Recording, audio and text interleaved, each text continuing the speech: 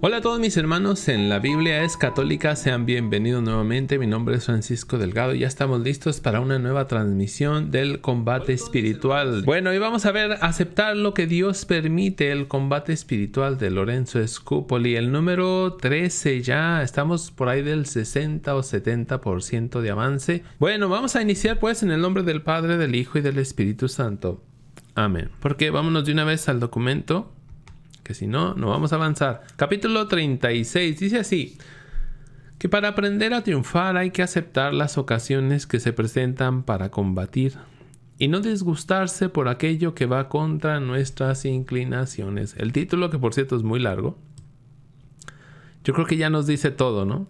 Es muy bueno y por eso lo voy a subrayar. Que para aprender a triunfar hay que aceptar las ocasiones que se presentan para combatir, ¿sí? No hay que sacarle la vuelta a esas ocasiones y no disgustarse por aquello que va contra nuestras inclinaciones. No disgustarse por aquellas cosas que nos sacan de nuestra zona de confort, de nuestra área de comodidad. Porque Dios quiere precisamente eso, que salgamos de ahí, que nos movamos, que vayamos, que luchemos. Como dice el Papa Francisco, quiero una iglesia que salga, que no se quede, sino que salga a evangelizar. Vamos a leer, dice: para aprender a triunfar en cuanto a la virtud no basta con exponerse al combate, sino que hay que aceptar también y hasta con alegría aquellas cosas que se oponen a nuestras inclinaciones, sabiendo que cuanto más penosas y dolorosas nos resulten, tanto más provechosas llegarán a ser para nuestro adelanto espiritual. Y esto es algo que hoy no se promueve, lamentablemente. Dice, bueno, vamos a marcar todo. Apenas empezamos y ya marcamos todo. Dice, para triunfar, otra vez, para triunfar en el combate, ¿sí?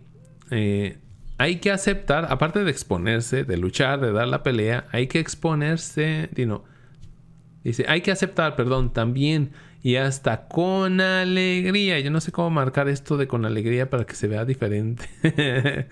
¿Sí? Con alegría aquellas cosas que se oponen a nuestras inclinaciones. Si mis inclinaciones es no molestar a los demás, no, yo aquí estoy bien cómodo, mejor ni les digo, ¿para qué le muevo? ¿Para qué le mueves? ¿Sí? Dice, aquellas cosas que se oponen a nuestras inclinaciones, sabiendo que cuanto más penosas y dolorosas, todos queremos tener salud, todos, pero a veces la enfermedad logra cosas que no vas a lograr jamás con salud. Todos queremos a nuestros seres queridos aquí cerca, pero no nos damos cuenta que a veces con la muerte incluso de uno de ellos avanzamos espiritualmente muchísimo. Y esto lo digo por mí. Dice, por cuanto más penosas y dolorosas nos resulten, tanto más provechosas llegarán a ser para nuestro adelanto espiritual. Y aquí voy a poner un ejemplo que ahorita está pues muy, pero muy de moda, muy en boga, muy en la boca de todo mundo, que es la enfermedad del coronavirus. ¿Por qué? ¿Por qué sucede esto? ¿Por qué tanto dolor? ¿Por qué tanto problema? ¿Por qué los muertos? ¿Por qué la enfermedad? Dice, y si imploramos constantemente la gracia y las ayudas de Dios, nada nos parecerá imposible de soportar, y todo reanudará a favor de nuestra perfección. Bueno, de hecho va a ahondar mucho el autor en esto, ¿eh?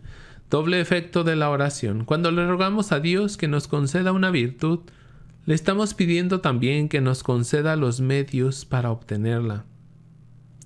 Si nos disgustamos porque nos envía esos medios, entonces ya estamos haciendo inútil la oración. Fíjense qué importante todo esto. Dice, cuando le rogamos a Dios, vamos a ponernos cada quien este saco, como decimos en México, ponte estos zapatos a ver si te quedan. Cuando le rogamos a Dios que nos conceda una virtud, algo contrario a un vicio, esa es una virtud, le estamos pidiendo también que nos conceda los medios para obtenerla. Si nos disgustamos porque nos envía esos medios, entonces ya estamos haciendo inútil la oración. Porque por un lado le pedimos una virtud y por otra no queremos que se nos conceda la manera de ponerla en práctica. Y ponemos el ejemplo de la paciencia. Tú le pides a Dios paciencia, pero no quieres problemas. Así no funciona. Dice, así por ejemplo, cuando pedimos la virtud, bueno, ahí viene la virtud de la paciencia, lo más probable, quizás, o sin quizás, o quizás no, será que Dios nos enviará sufrimientos, contrariedades, ofensas de personas, asperezas en el trato que nos dan, disgustos y otros medios que hacen crecer mucho la paciencia. ¿Cómo crece la paciencia? ¿Tú qué pides paciencia? ¿Tú qué le has pedido a Dios paciencia? ¿Qué necesitas? Sufrimientos, contrariedades, ofensas, asperezas en el trato que nos dan, disgustos y otros medios. No sé si alcanzamos a ver eso. O sea, tú pides paciencia, bueno, Dios te va a mandar esto para que fortalezcas tu paciencia, como aquel que levanta pesas para fortalecer el músculo, ¿sí? Necesita una fuerza opuesta, contraria, para hacer fuerza, bueno, para hacer músculo más que fuerza. Dice, y si le rogamos a nuestro Señor que nos conceda la virtud de la humildad, seguramente que Él permitirá que nos lleguen humillaciones y tratos duros y hasta debilidades. ¿Tú quieres ser una persona humilde? ¿Qué te va a mandar Dios? Humillaciones, tratos duros y hasta debilidades que nos desprestigien un poco. Por eso siempre se ha dicho, cuidado con lo que le pides a Dios, porque Él sí te lo concede. Lamentablemente no sabemos pedir a Dios, pero bueno, es otro tema. Seguimos. Es que sin humillaciones jamás seremos humildes. Y esta es una frase que la pueden usar incluso de jaculatoria. Y es que sin humillaciones jamás seremos humildes. Dice, y sin contrariedades nunca adquiriremos la paciencia. Bueno, hay dos frases. Sin contrariedades nunca adquiriremos la paciencia. ¿Tú que quieres ser paciente? ¿Qué le estás pidiendo a Dios? Problemas, contrariedades, situaciones difíciles para fortalecer tu paciencia. Así es que cuando llegue, acuérdate que tú la pediste, ¿sí? Y no está ahí para que te quejes, sino para que te quedes callado, que soportes y fortalezcas tu paciencia. Seguimos. Muchas de las más admirables virtudes son fruto de adversidades que Dios permite que nos lleguen, las cuales, si se sufren aceptando la voluntad del Señor, contribuyendo maravillosamente para formar en nosotros las virtudes que más estamos necesitando. Bueno, vamos a seguir. Dominarse en lo pequeño, algo que toca mucho este autor, y no va a dejar de insistir en eso, lo pequeño, siempre lo pequeño, de a poquito, de a poquito. Dice, todo director espiritual que sea verdaderamente sabio, es decir, un director espiritual sabio, insiste en que las grandes virtudes se consiguen a base de ir mortificando la voluntad. Y subrayamos esto, las grandes virtudes, las grandes fortalezas de una persona se consiguen a base de ir mortificando la voluntad en pequeñas ocasiones, en detalles casi insignificantes, en cosas chiquititas, ¿no? Si tu problema es la gula, pues poco a poquito ve dejando, poco a poquito ve mortificando la gula. Porque las victorias que obtenemos contra nosotros mismos en las grandes ocasiones son más gloriosas, pero las que alcanzamos en las pequeñas ocasiones son incomparablemente más frecuentes. Ya dijimos, para vencer las tentaciones más poderosas que necesitas, pequeñas mortificaciones, y fortaleciendo la voluntad poco a poquito, con detallitos. Negarte cosas incluso que son válidas, que son legales, te las puedes negar. Algo que te da un placer pequeñito, lo puedes negar, y eso te fortalece la voluntad, ¿sí? Pero bueno, aceptar lo que sucede. Hay que partir de un principio enseñado por San Pablo y que nunca nos cansaremos de repetir. Todo sucede para bien de los que aman a Dios. Romanos 8:28. Y cuando San Pablo dice todo, significa todo. ¿Sí? La ruina, la falta de trabajo, la enfermedad, la muerte, todo significa todo. ¿Sí? Las pandemias o epidemias, todo absolutamente sucede para bien de los que aman a Dios. Todas las cosas que suceden en este mundo las permite Dios para nuestro beneficio. Esto también es muy importante. Todas las cosas que suceden en este mundo las permite Dios para nuestro beneficio, utilidad y provecho. Es algo a veces difícil, muy difícil de entender y más de aceptar. ¿Cómo es posible que Dios permita esto? Pues sí, Dios permite la maldad. No es que permita que la gente peque, ojo. Pero si Dios quisiera que algo no sucediera, Dios podría evitarlo. Pero por alguna razón lo permite. Tal vez esto lo vas a entender cuando mueras. Tal vez solo entonces vas a entender eso, que no has encontrado una respuesta. Cuando mueras la vas a encontrar. ¿Sí? Pero desde ahorita métete en tu cabeza, todo sucede para bien de los que aman a Dios. Sigo leyendo. Al final de nuestra existencia veremos cómo Dios escribió derecho en renglones torcidos, y lo que nos parecía que era para nuestro mal, resultó ser para nuestro bien. Yo les ponía el ejemplo de mi madre, que en el cielo está, como para mí era algo muy malo que se enfermara, y más malo que muriera. Y sin embargo, con eso Dios logró una transformación de mi corazón. Me quitó ese corazón de piedra, y aparte puerco, y me dio un corazón de carne. Un fruto que yo no esperaba de algo tan malo. Son cosas que uno no entiende, ¿sí? Y hay que ser muy, muy humilde para aceptar cosas muy, muy, muy duras que nos suceden. Y muchos no van a encontrar respuesta sino hasta que mueran. Entonces sabrán la respuesta del por qué. Aceptar lo que Dios permite. Alguien dirá, pero ¿cómo va a venir de Dios lo que es malo y pecaminoso si Él aborrece la iniquidad y la maldad? Claro está que esto no viene de Dios, pero sí lo permite. Otra vez, no es que Dios lo provoque, pero sí lo permite. Él podía muy bien hacer que eso no sucediera. Pero si permitió que no sucediera y nos ama inmensamente, por algo habrá permitido que nos haya sucedido. A Job, los que le quitaron sus bienes eran ladrones, y los que le mataron, sus empleados, eran unos asesinos, pero él no se dedicó a echarle la culpa a ellos, sino que exclamó: Dios me los dio, Dios me los quitó, bendito sea Dios. La frase extraordinaria de Job y tan famosa, ¿no? El Señor me lo dio, el Señor me lo quitó, bendito sea el nombre del Señor. Bueno, aquí dice distinto. ¿Sí? Job acepta la voluntad de Dios.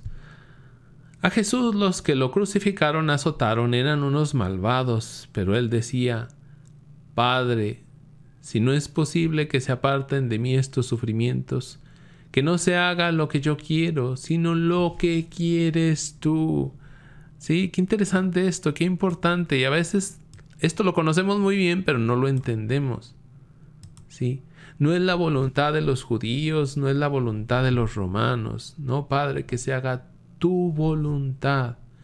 Jesús no habla de la maldad de los que lo están matando, de los que lo están escupiendo.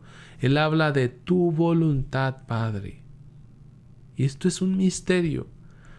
Un misterio. Y les digo, tal vez no lo vamos a entender sino hasta que moramos. Sí. Dios escribe derecho en renglones torcidos. Leíamos un poquito antes. Sigo, dice, no dice lo que quiera Pilato o lo que quiere Caifás, sino lo que quieres tú. Porque era el Padre Dios el que permitía que esto sucediera, y era para gloria de Jesús y nuestra salvación. Y aquí lo hemos dicho muchas veces, al final de cuentas los hilos de la historia los sigue moviendo Dios, aunque no lo entendamos. Dios sigue moviendo los hilos de nuestra historia. Sí. Y si los ataques vienen de los que nosotros hemos favorecido? Algunos dicen, yo sí aceptaría con paciencia que me ofendieran y me trataran duramente las personas a las cuales no les he hecho ningún favor, pero lo que no puedo tolerar es que las ofensas y menosprecios me las hagan personas que yo he favorecido y ayudado. Ante esta situación hay que recordar quiénes fueron algunos de los que ofendieron a Jesús. Por ejemplo, Judas, uno que durante 3 años lo había visto hacer saltar a los cojos, cantar a los mudos, ver a los ciegos y quedar libres a los endemoniados. Le había escuchado a Jesús los más bellos y conmovedores sermones que se han pronunciado en el mundo y había presenciado día por día y hora por hora lo que es la vida y el comportamiento de un ser totalmente santo. Judas tuvo el privilegio, la dicha de ver a Jesús, de ver a Dios mismo, el Santo, el Santísimo, y sin embargo lo traicionó. ¿Sí? Y esto Jesús no se queja del todo, ¿verdad? Bueno, vamos a seguir leyendo. Dice, ¿y qué hizo este hombre que había recibido del Redentor el honor más grande de la tierra, ser uno de los 12 apóstoles? Pues venderlo por 30 monedas y entregarlo con un beso traidor. ¿Sí? O sea, la maldad surge y la maldad siempre va a estar ahí. A pesar de la santidad de Jesús, a pesar de los dones que le da al mismo Judas, lo traiciona y lo vende.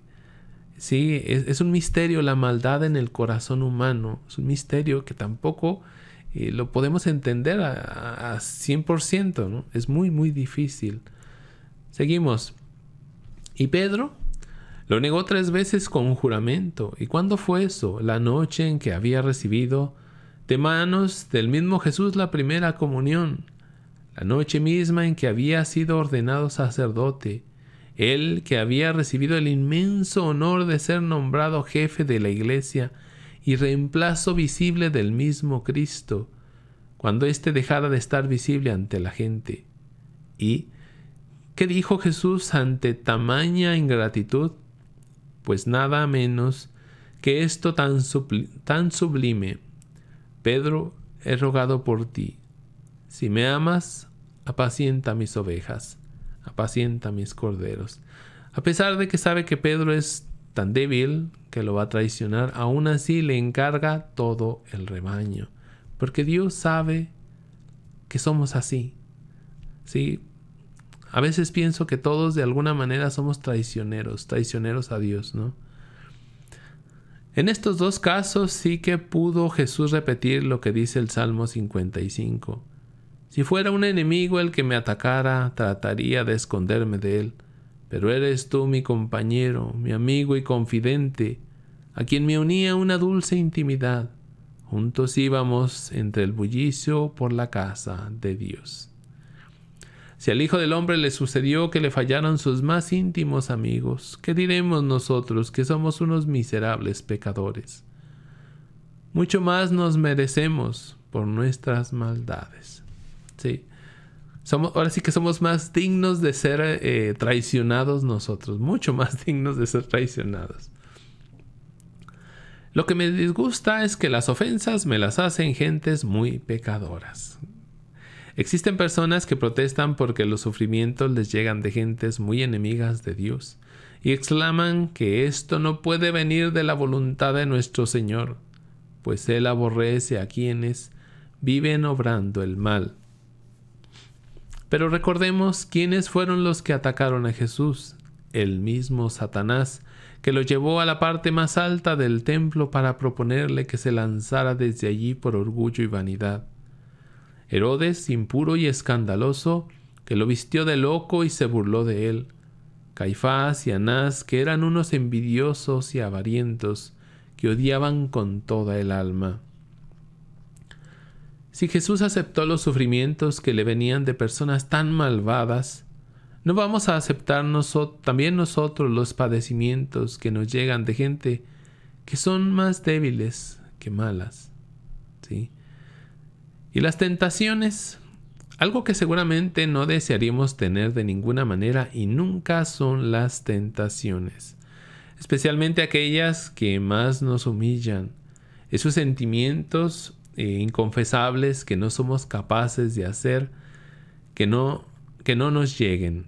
En este caso sí que se necesita valor, paciencia y resignación para no protestar contra lo que nos está sucediendo y recordar lo que Dios le respondió. Y tanta insistencia que le alejara a aquel. Aquí me brinqué un pedazo. Dice, y recordar lo que Dios le respondió, y recordar lo que Dios le respondió a San Pablo, cuando este apóstol le rogaba con tanta insistencia que le alejara aquel aguijón de la carne que lo abofeteaba. Le dijo el Señor, te basta mi gracia y mi ayuda, porque en la debilidad brilla mejor mi poder. Cuenta San Pablo que él sentía un aguijón de Satanás en la carne. No se sabe a qué se refería San Pablo. Hay teorías como no se imaginan, ¿no? Que si tentaciones de sexuales, que si eran enfermedades, que si era literalmente un demonio que lo golpeaba. Hay muchas ideas, pero San Pablo nunca lo dijo, solo dijo eso. Entonces, 3 veces le pidió al Señor, dice San Pablo, 3 veces le pedí al Señor que me lo quitara. Y le contestó Dios, te basta mi gracia. Es decir, no te lo voy a quitar, ¿sí? Te basta mi gracia y mi ayuda. Porque, en la Biblia dice, porque en tu debilidad, ojo, en tu debilidad, tú que estás oyendo esto, en tu debilidad brilla mejor mi poder. ¿Sí? De ahí, de la porquería en la que yo estaba, de ahí me saca Dios y ahí brilla el poder de Dios, porque yo no podía salir. Si Dios no me ayuda, yo no salgo. Por eso, allí en mi debilidad brilló el poder de Dios con mucha fuerza. ¿Sí? Sigo. Ciertas tentaciones nos hacen progresar más en humildad y en paciencia que muchos sermones. Ojo con esto, es muy interesante y muy cierto, muy, muy cierto. Hasta aquí lo voy a marcar. Dice, ciertas tentaciones nos hacen progresar más en humildad y en paciencia que muchos sermones, y nos van convenciendo hasta la saciedad de aquello que decía Jesús, sin mí nada pueden hacer. Sí, seguimos. La tentación no nos hace más débiles, pero sí descubre todo lo miserables y débiles que somos. Y si Dios no llega con sus ayudas muy especiales, tendremos que repetir con el salmista, antes de sufrir tentaciones yo decía, no vacilaré jamás, pero retiraste tu mano, Señor, y caí en el más profundo abismo. Uno se siente muy fuerte y otra vez Dios se hace a un lado y uno se va a lo más profundo. Y ahora sí, a conocer lo que es sufrir, ¿no? Seguimos, dice, parodiando lo que exclamaba el santo Job, repitamos en tiempo de tentación, si recibimos de Dios los bienes que nos consuelan, ¿por qué no aceptar también las tentaciones humillantes que Él permite que nos lleguen? Dios sabe sacar bienes hasta de los mismos males. Ojo, Dios permite la tentación, pero no permite que caigas en pecado. Ahí sí tú decides, ¿sí? Caer en pecado, tú decides. Y la tentación te fortalece, algo que muchos no entienden. Pero bueno, todo sucede para bien de los que aman a Dios. Romanos 8. Para los que quieren citas, jaculatorias, aquí hay otra. Todo sucede para bien de los que aman a Dios. Y esto que me está pasando hoy a mí también sucede. ¿Sí? Siempre hay que buscar el lado bueno. Siempre hay que fortalecernos de todo lo que nos pasa, especialmente de lo malo. Bueno, 37. Aprovechar toda ocasión para crecer en la virtud. Los adultos comerciantes aprovechan hasta las más pequeñas ocasiones que se les presentan para conseguir ganancias y aumentar así su capital. Algo parecido deberíamos hacer nosotros en cuanto a las virtudes. No dejar pasar ninguna ocasión que se presente sin conseguir alguna ganancia en alguna virtud y así ir aumentando nuestra santidad y el premio para la eternidad. Dice, vamos a marcar esta parte. No dejar pasar ninguna ocasión que se presente sin conseguir alguna ganancia en alguna virtud, y así ir aumentando nuestra santidad y el premio para la eternidad. Una principal y muchas secundarias. Hemos venido insistiendo en que en cada época de la vida hay que proponerse conseguir alguna virtud, poniendo en su consecución mayor esfuerzo que el que se les dedica a las demás, porque esa virtud la estamos necesitando más que las otras, de a una por una, ¿no? Aunque también decíamos que subiendo una, suben un poquito más las otras también. Bueno, pero esto no quiere decir que dejemos de tratar de crecer en toda otra virtud. Hay que hacer como los buenos estudiantes, que se proponen especializarse en una ciencia determinada, que es la que más les va a servir en su futura profesión. Pero no por ello dejan de estudiar también varias ciencias más. Algunos ejemplos. Supongamos que nos critican por una buena acción que hemos hecho con buena intención. Esta es una buena oportunidad para practicar la virtud de la rectitud de intención, que consiste en no preocuparnos sino de lo que opine Dios, y no de lo que opine la gente, o que nos dan una corrección con palabras duras y hasta ofensivas, o nos niegan de manera fría y áspera un favor que pedimos. Qué buena ocasión para practicar la virtud de la humildad.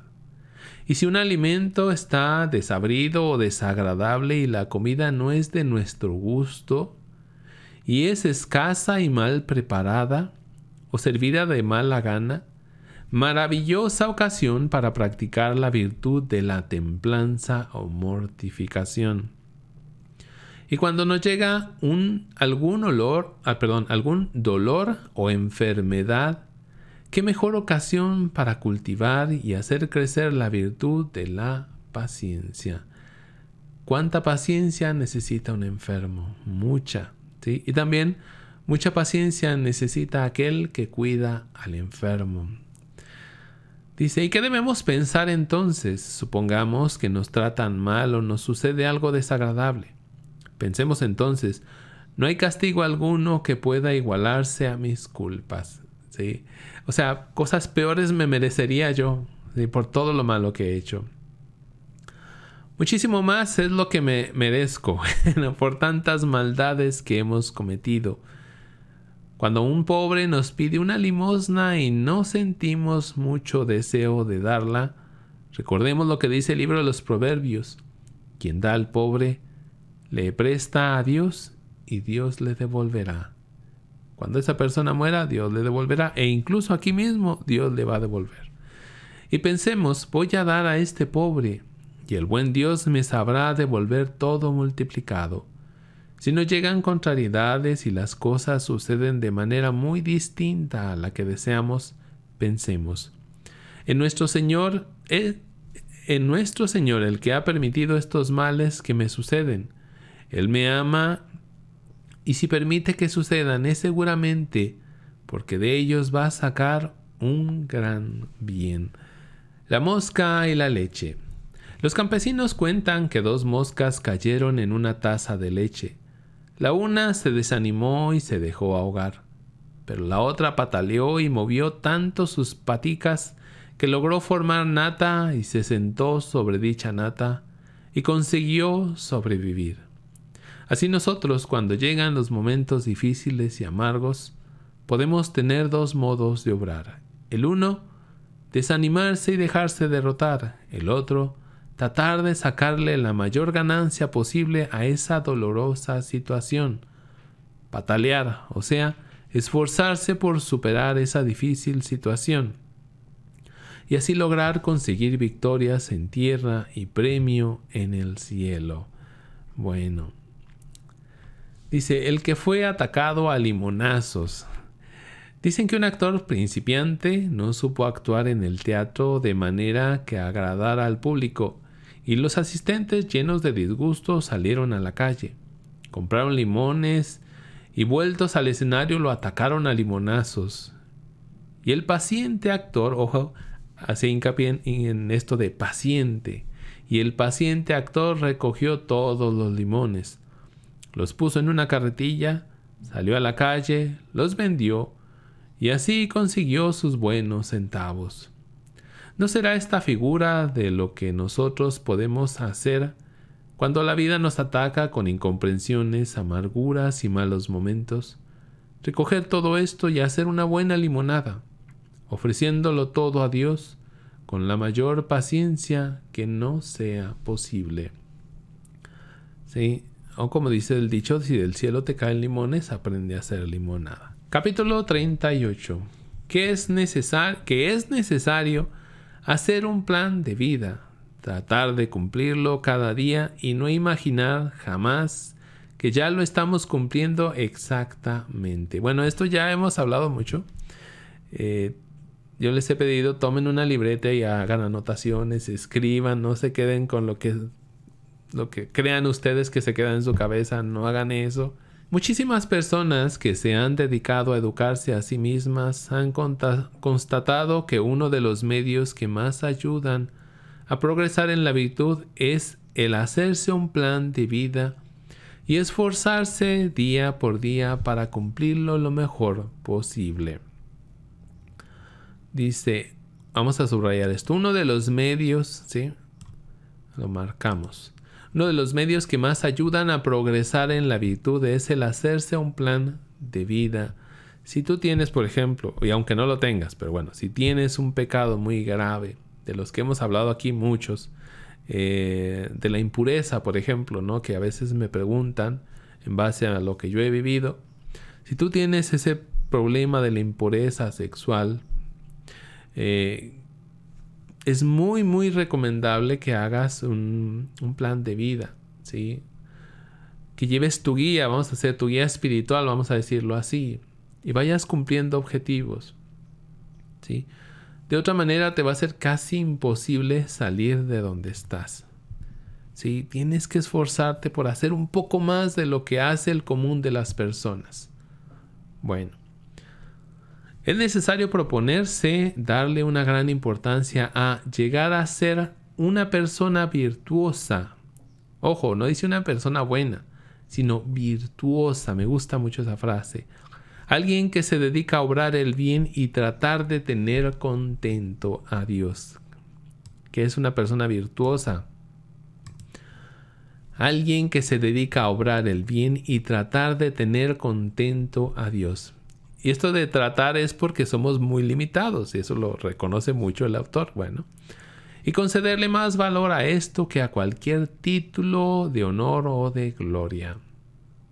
Desde ahora mismo hay que proponerse trabajar en la propia personalidad y hacer el propósito de no dejar un solo día de luchar por conseguir la propia perfección. Ni un solo día, ojo con eso. Algo que no es fácil. Los principiantes se imaginan que el crecer en perfección no les va a resultar difícil, porque como creen saber qué es lo que deben hacer y evitar, no ven por qué no van a ser capaz de hacer lo uno y evitar lo otro. Al principio uno cree que es bien fácil, luego se va dando cuenta en base a las caídas, a los golpes, a topar en pared una y otra vez, se da cuenta de que no era tan fácil. Pero muy pronto se darán cuenta de que esa tarea emprendida es mucho más difícil de lo que se habían imaginado y de lo que su engañoso optimismo les decía. Mientras dirigen toda su atención a evitar una falta, les sorprende otra. Sus malas costumbres antiguas se aprovechan de sus descuidos y les hacen jugadas muy dañinas. Sus malas inclinaciones resultan a veces más fuertes que su voluntad y más astutas que su inteligencia, y llegan a convencerse de que no basta tener buena voluntad y deseo de ser mejor, no basta el querer, el desear, dice, sino que se necesita una gracia o ayuda especial de Dios, una por vez, y hay que repetirle 1000 y 1000 veces a Jesús lo que los enfermos les decían suplicantes: Señor, si quieres, puedes curarme. No me voy a curar no me voy a curar yo. Es Dios el que me va a curar, es Dios el que me va a sanar, es Dios el que me va a sacar adelante. Dice, y Él nos responderá muy frecuentemente lo que tantas veces dijo a los que iban a curar, los que iba a curar. Sí, quiero, quedas curado.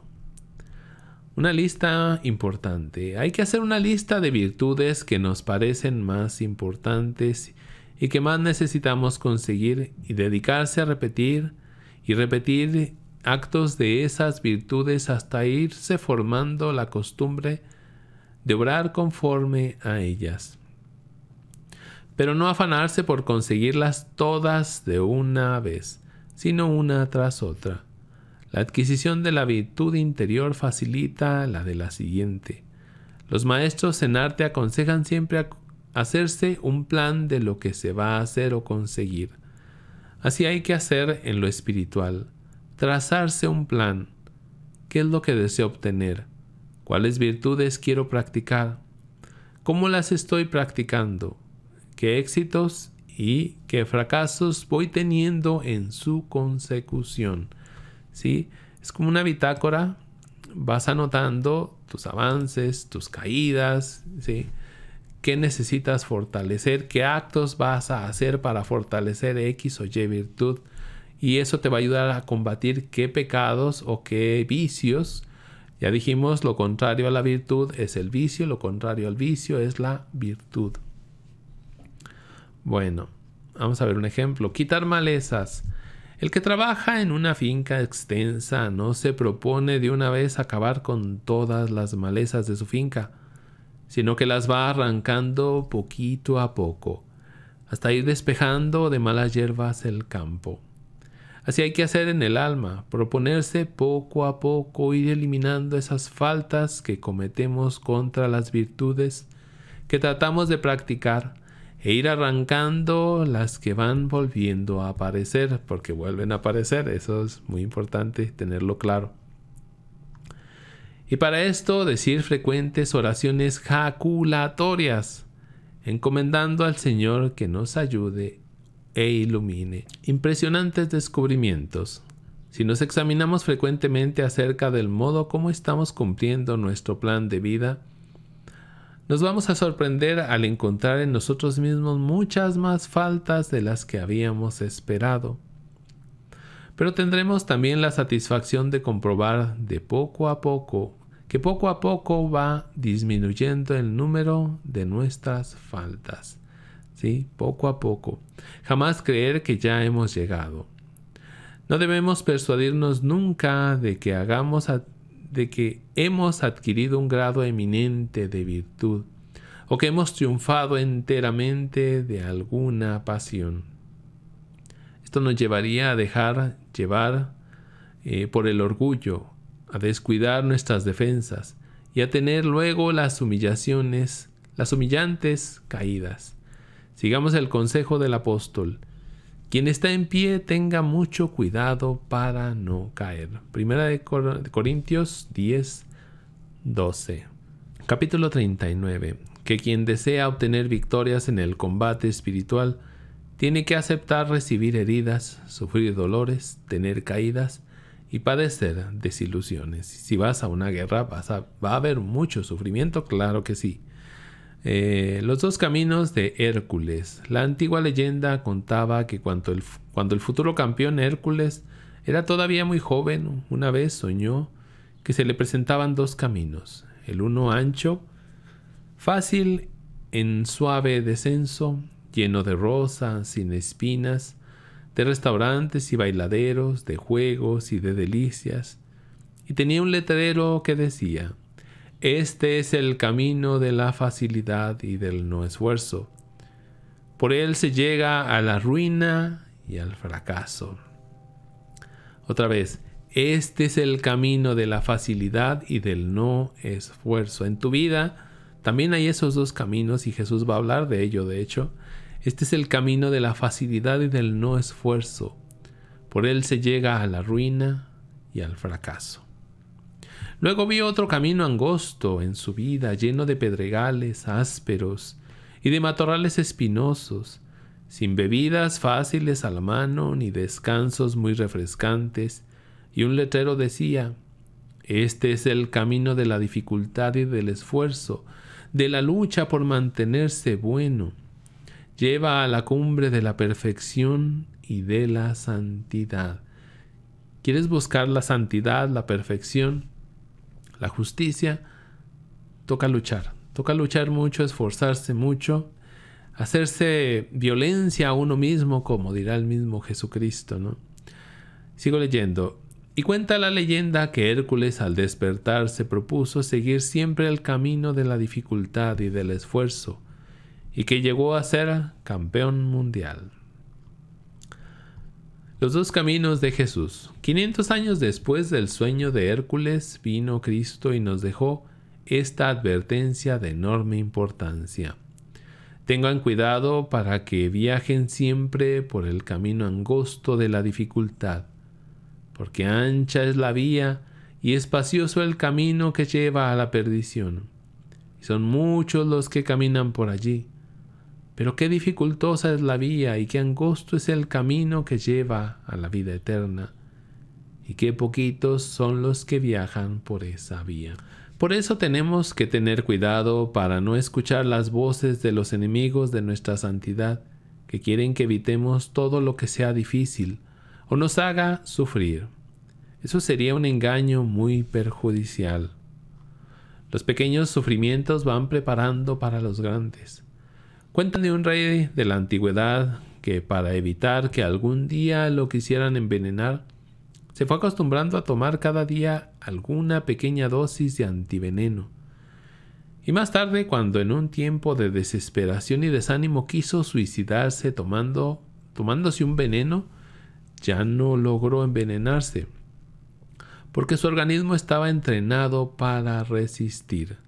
¿Sí? Por ejemplo, nosotros el veneno que viene de fuera,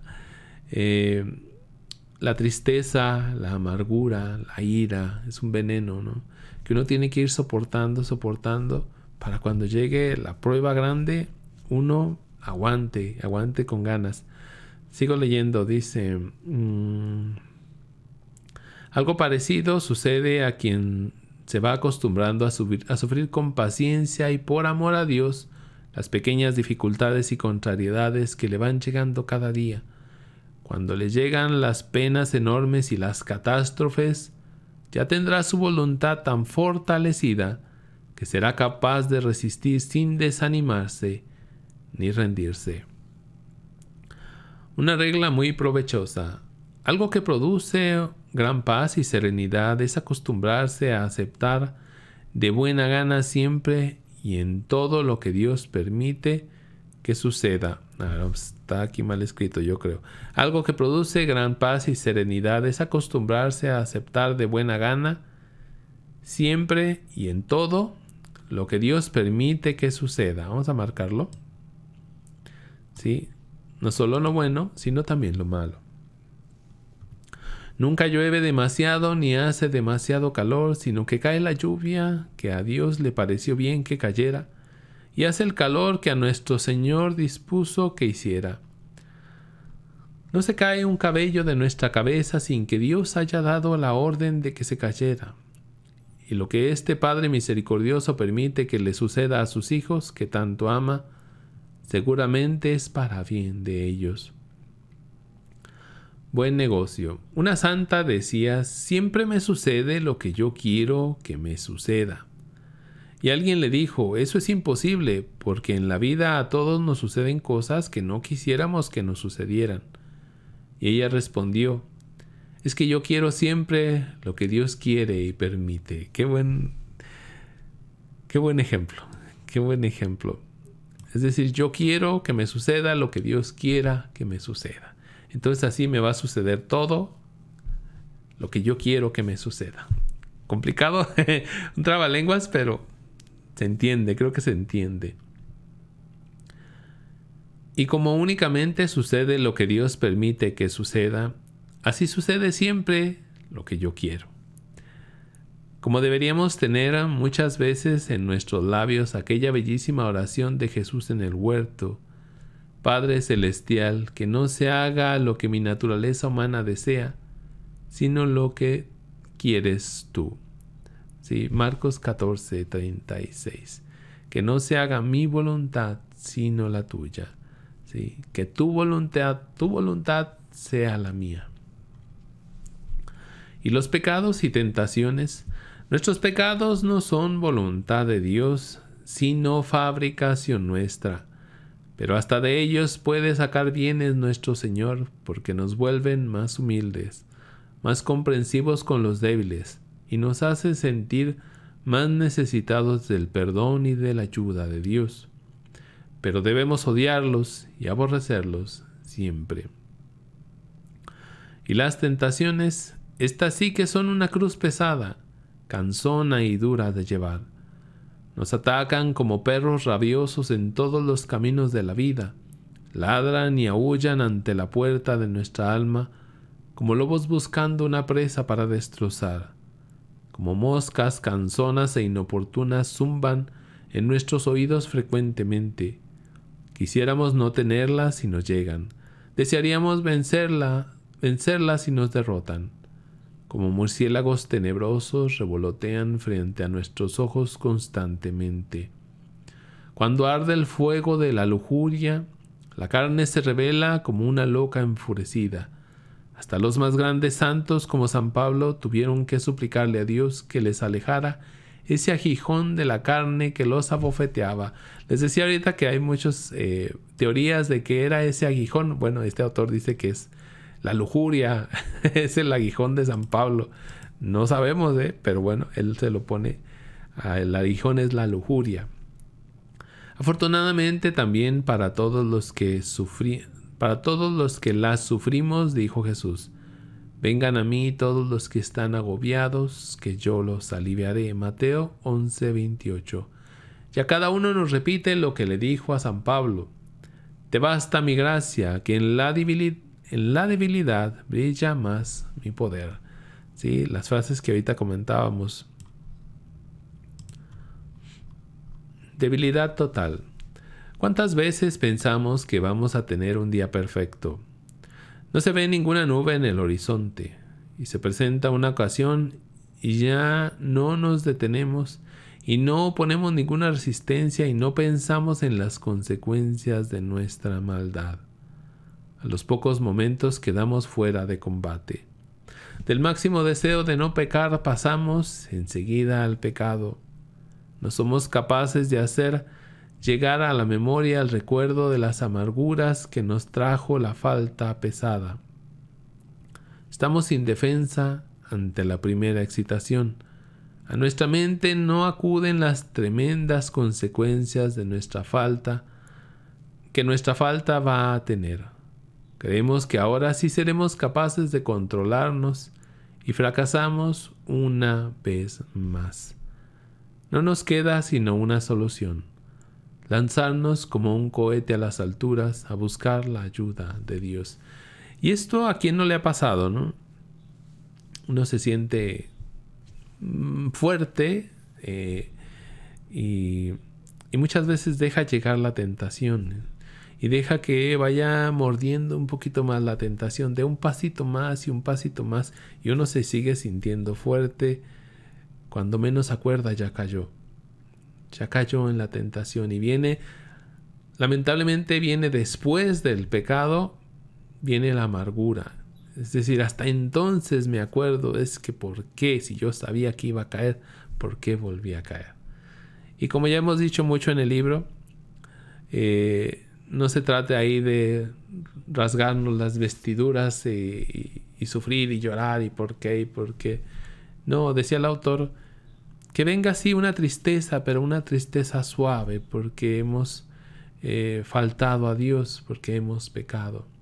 No es una tristeza que lleva a la muerte, como dirá San Pablo, sino una tristeza de arrepentimiento. Eso se vale y todos vamos a caer, porque somos débiles, ¿sí?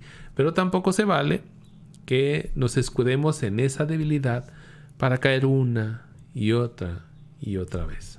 Eso tampoco, tibios tampoco. Bueno, dice, no nos queda sino una solución. Lanzarnos como un cohete a las alturas a buscar la ayuda de Dios. Bueno, lo que dijo una santa, un alma de elevadísima espiritualidad decía: vi que me rodeaba una gran cantidad de enemigos espirituales con toda clase de armas mortíferas, y yo no tenía por dónde huir sin que me hirieran gravísimamente.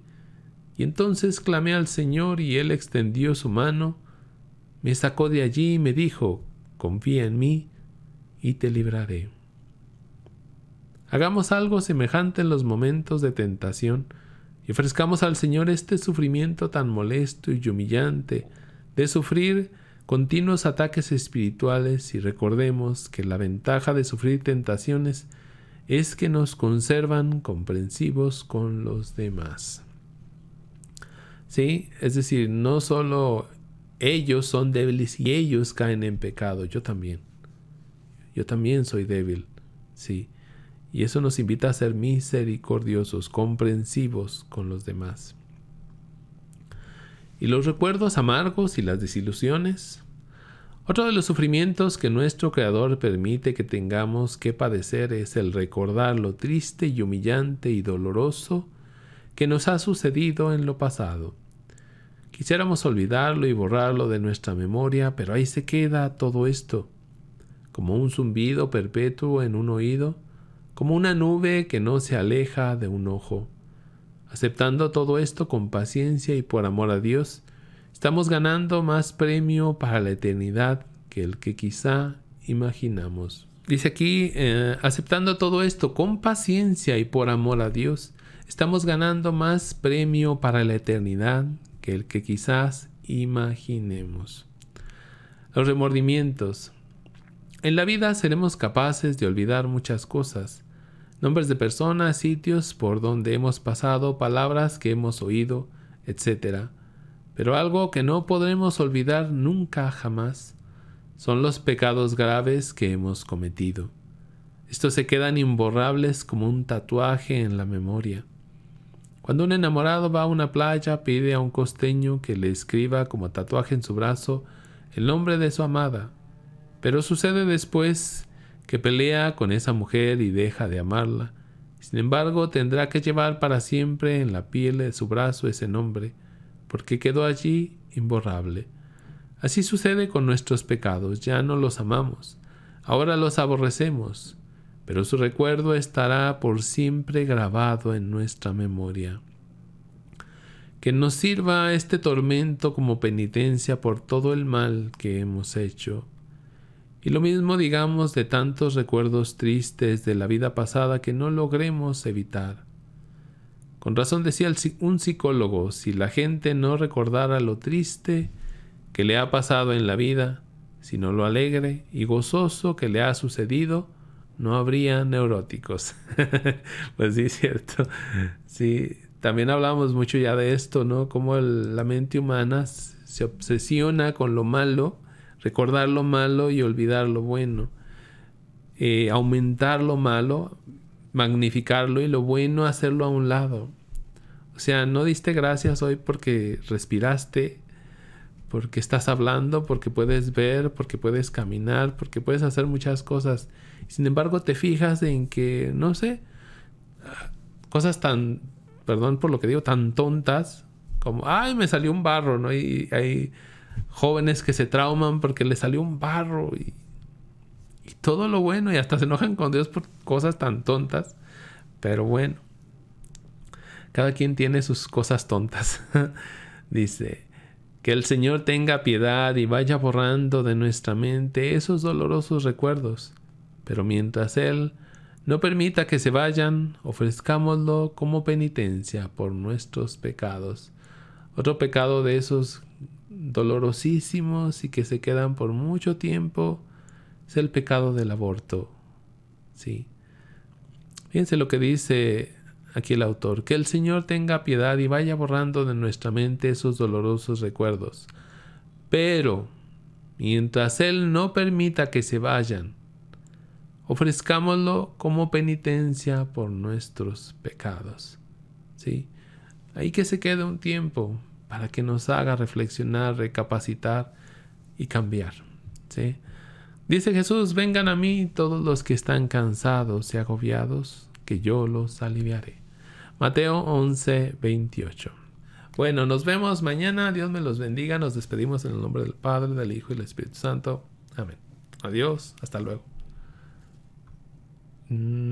Ahí.